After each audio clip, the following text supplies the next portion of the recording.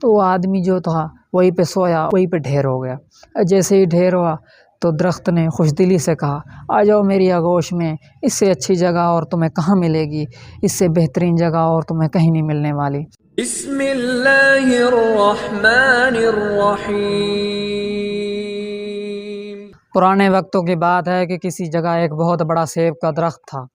وہاں پہ ایک چھوٹا سا لڑکا آتا اور اس درخت کے ساتھ کھیلتا کودتا اور کچھ باتیں کرتے ایک دوسرے کے ساتھ، اور لڑکا اوپر سیب کے درخت کے اوپر چڑھ جاتا اور وہاں پہ اچھے اچھے سیب توڑ کر کھاتا، اور کبھی کبھار وہاں پہ سو بھی جاتا۔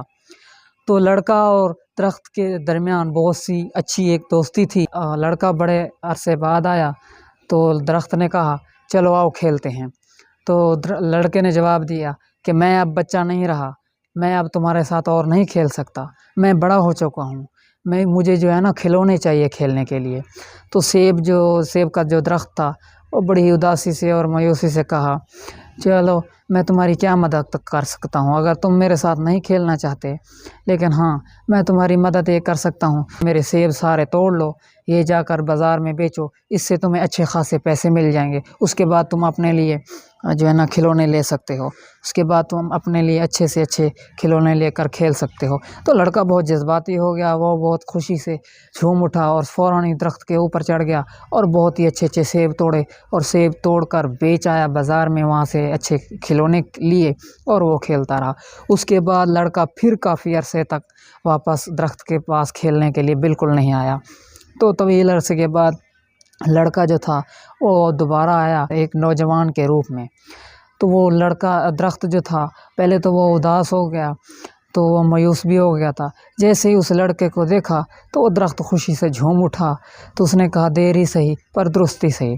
تو وہ جیسے ہی لڑکا درخت کے پاس آیا نوجوان، تو درخت نے کہا چلو آؤ کھیلتے ہیں۔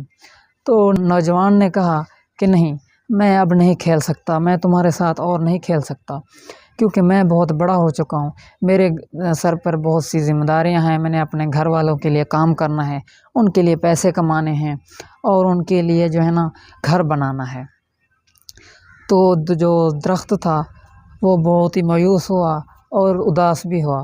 اس نے کہا چلو ٹھیک ہے، میرے پاس گھر تو نہیں ہے، تم میری یہ شاخیں کاٹ لو اور اس سے تمہارا اچھا گھر بن جائے گا۔ تو وہ نوجوان جو تھا ساری شاخیں کاٹ دیں اس نے اور کاٹ کر لے گیا اور اپنا گھر بہت سا اچھا ایک گھر بنایا۔ تو اس کے بعد وہ لڑکا پھر دوبارہ کئی عرصے تک ملنے نہیں آیا درخت سے۔ درخت جو تھا ایک بار پھر اداس ہو گیا۔ بہت ہی عرصے بعد وہ نوجوان پھر درخت سے ملنے آ گیا۔ جیسے ہی ملنے آیا درخت جو تھا وہ خوشی سے جھوم اٹھا، اس نے کہا آؤ چلو کھیلتے ہیں۔ تو اس نوجوان نے کہا نہیں، میں اب تمہارے ساتھ اور نہیں کھیل سکتا، میرے جسم میں اتنی جان نہیں ہے کہ میں تمہارے ساتھ کھیلوں، میں اب بہت تھک چکا ہوں اور جو ہے نا میں بہت جو ہے نا کمزور ہو چکا ہوں۔ میری زندگی کی ایک خواہش تھی، میری زندگی کا ایک مقصد تھا کہ میں سمندری سفر پہ جاؤں اور وہاں پہ جو ہے نا گھوموں پھروں اور تھوڑا جو ہے نا زندگی کو انجوائے کروں، تو یہ میری خواہش تھی، کیا تم میری اس میں مدد کر سکتے ہو؟ تو وہ جو سیب کا درخت تھا اس نے کہا میرے پاس کوئی کشتی تو نہیں ہے یا کوئی ایسی چیز تو نہیں ہے جس سے میں تمہیں وہاں پہ بھیج سکوں، ہاں تم اگر چاہو تو میرا یہ تنا کاٹ کر اب ایک اچھی کشتی بنا سکتے ہو، اس سے تمہاری بہت اچھی کشتی بن جائے گی، اس کے بعد تم جہاں چاہو جا سکتے ہو۔ تو وہ جو تھا اس نے اس کا تنا کاٹا اور ایک کشتی بنائی اور سمندری سفر پہ چلا گیا، اور اس کے بعد طویل عرصہ وہ پھر اس سے درخت سے ملنے نہیں آیا۔ درخت بہت اداس تھا، مایوس تھا، پریشان تھا کہ اللہ میرا دوست کہاں چلا گیا، میرا دوست کہاں گیا ہے۔ تو وہ جو لڑکا تھا، وہ جو نوجوان تھا، ایک بوڑھے روپ میں لوٹا بڑے عرصے بعد۔ تو درخت بھی جو تھا وہ بھی بہت بوڑھا ہو چکا تھا۔ تو وہ اس کے پاس آیا تو درخت نے کہا چلو آؤ کھیلتے ہیں۔ تو اس نوجوان نے، اس بوڑھے نے کہا کہ نہیں، میری اب ہڈیوں میں اتنی جان نہیں رہی، مجھ میں اتنی طاقت نہیں رہی کہ میں تمہارے ساتھ کھیل سکوں۔ تو اس نے کہا مجھے افسوس ہے کہ میں تمہاری سیبوں سے خاطرداری نہیں کر سکا، کیونکہ میرے پاس ایک بھی سیب نہیں ہے۔ ابھی تو وہ بوڑھا ہو چکا تھا، اس بوڑھے نے کہا نہیں، میں اب سیب بھی نہیں کھا سکتا کیونکہ میرے منہ میں ایک بھی دانت نہیں ہے، مجھے اس کی ضرورت نہیں ہے، شکریہ۔ تو اس نے درخت نے کہا کہ میں اب تمہاری شاخوں سے بھی کوئی مدد نہیں کر سکتا کیونکہ میرے پاس شاخیں بھی نہیں رہیں۔ تو اس نے کہا اس کی بھی کوئی ضرورت نہیں ہے۔ تو اس نے آخری بات کی درخت نے کہ میرے پاس تنا بھی نہیں ہے اور سب کچھ جھڑ گیا ہے اور سب کچھ ختم ہو گیا ہے، میں بھی بہت بوڑھا ہو چکا ہوں۔ تو اس بوڑھے آدمی نے کہا کہ میں بھی بہت بوڑھا ہو چکا ہوں، میری ہڈیوں میں جان نہیں رہی، اب میں سکون کرنا چاہتا ہوں، بہت تھک گیا ہوں کام کر کر کے۔ تو وہ آدمی جو تھا وہیں پہ سویا، وہیں پہ ڈھیر ہو گیا۔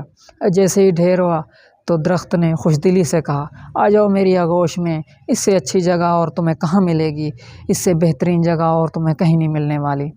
یعنی یہی آج کل ادھر درخت اور اس لڑکے کی کہانی سے ہمیں یہ سبق ملتا ہے، یہی آج کل ہمارے معاشرے میں چل رہا ہے۔ ہمارے والدین ہمیں کچھ نہ کچھ دینے کے لیے ضرور تیار رہتے ہیں، چاہے وہ جتنے بھی بوڑھے ہو جائیں، جتنے بھی کمزور ہو جائیں۔ ان کو بچوں کو ضرورت پڑتی ہے وہ تبھی ہی جاتے ہیں ان کے پاس، یا ان کو جب کسی مصیبت یا پریشانی میں ہوتے ہیں وہ تبھی ہی جاتے ہیں ان کے پاس، لیکن وہ ان کو ہر وقت کچھ نہ کچھ دینے کے لیے تیار رہتے ہیں، حاضر رہتے ہیں، اور بڑی خوشی دلی سے کہتے ہیں کہ جو کچھ ہے لے جاؤ، یہ سبھی کچھ آپ کا تو ہے۔ یعنی کہ جس طرح درخت نے کیا، جب بھی وہ آیا، جتنی بار بھی وہ لڑکا آیا، اسے سب کچھ دیا، جو کچھ اس کے پاس تھا اس نے وہ دیا۔ لیکن لڑکا کیا کرتا رہا کہ کافی عرصے تک وہ پرواہ کیے بغیر اس سے ملنے نہیں آتا تھا، اس سے بات کرنے نہیں آتا تھا، اس سے کھیلنے نہیں آتا تھا، کیونکہ وہ اپنی مگن میں مگن تھا، جوانی میں مگن تھا۔ تو اس لیے ہم بھی ایسا، ہمارے نوجوان بھی اور اولاد کا بھی یہی کچھ جو ہے نا رویہ ہے کہ وہ اپنے ماں باپ سے بچپن میں تو کھیلتے ہیں، جوان جیسے ہی چڑھتے ہیں تو اس کے بعد وہ کھیلنا تو دور کی بات، وہ بات تک نہیں کرتے، وہ سنتے تک نہیں، وہ ملنے تک نہیں آتے، وہ حالانکہ پوچھنے تک حال تک نہیں آتے۔ جب ان پر کوئی پریشانی مصیبت آتی ہے تو تبھی وہ جا کر پوچھتے ہیں، یعنی جاتے ہیں اپنے والدین کے ساتھ۔ تو اس ویڈیو سے آپ کو کچھ نہ کچھ سیکھنے کو ملا ہوگا، تو امید کرتا ہوں کہ ویڈیو آپ کو اچھی لگی ہوگی، اور ویڈیو اگر پسند آئی ہے تو میرے چینل کو شہزاد آفیشیل کو سبسکرائب کریں اور بیل آئکن دبائیں، آل پہ پریس کر دیں تاکہ ہر میری نئے آنے والی ویڈیو بآسانی آپ تک پہنچ سکے۔ پھر ملیں گے نیکسٹ ویڈیو میں۔ اوکے بائے، اللہ حافظ۔